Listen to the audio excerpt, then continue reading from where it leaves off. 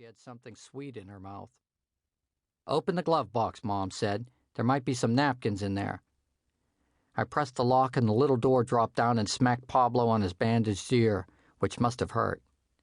There was a box of tissues inside, so I pulled that out, and because I didn't know what to do with Pablo, I tucked him into the glove box and snapped the door shut. He started yapping again, and I pressed my lips to the thin seam around the door and whispered, "Go to sleep. I'll wake you when we get there." He whimpered for a moment, then settled down. I tugged out a wad of tissues and began to clean the mess out from between all the little knobs and buttons on the radio, which was hard to do because the car was jerking around in all directions, so I quit. I let Mom settle down for a mile or two while I chewed on my fingernails before she caught me and pulled my hand from my mouth and held it tight. "Do you want me to drive?" I asked. "I guess you may have noticed I'm a nervous wreck," she started. "Well, I just can't get my mind off your dad." That's one thing I liked about him already. Her mind was on him. Usually it was on me. And I couldn't do or say anything that she didn't notice. But now I was hiding inside his shadow like a drop inside an ocean, and he got to take the blame for her bad nerves. "You know I have mixed feelings about letting you do this," she said. She was starting to get weepy, so it was my turn to settle her down. "What if he's nice?" I guessed.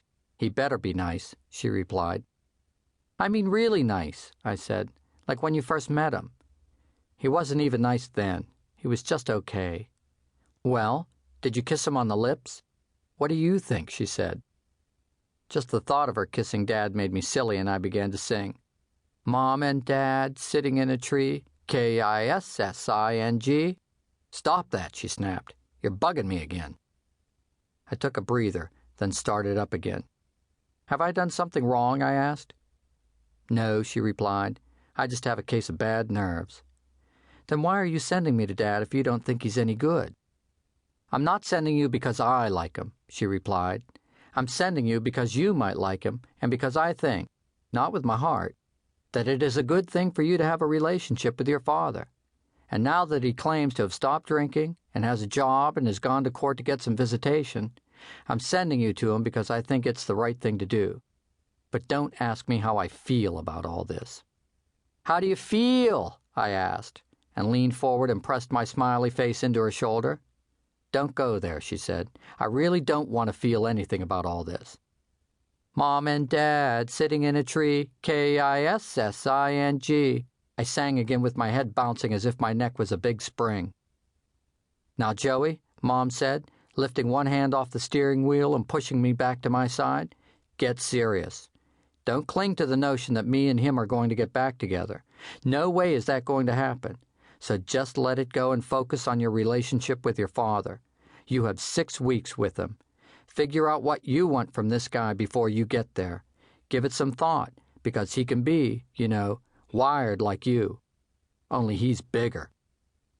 Even as she talked, I didn't listen because I liked what I was thinking more than what she was telling me, so I just hummed, "Mom and Dad sitting in a tree." After that, she re-gripped the steering wheel and seemed to aim for the holes.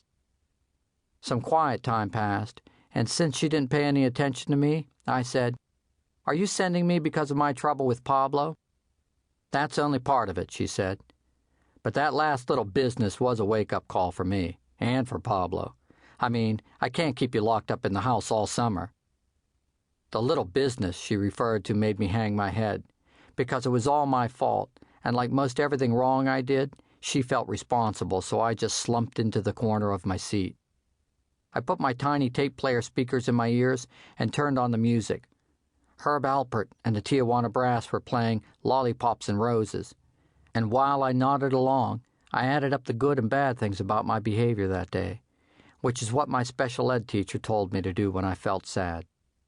Before I'd gone to special ed and got my new meds, it would have been impossible for me to sit still and make a list of good and bad things. I didn't have time for lists. I didn't have time for anything that lasted longer than the snap of my fingers. But after I got my good meds, which were in a patch I stuck on my body every day, I started to settle down and think. And not just about all the bad things that had already happened. I started thinking about the good things I wanted to happen. And the best part about thinking good things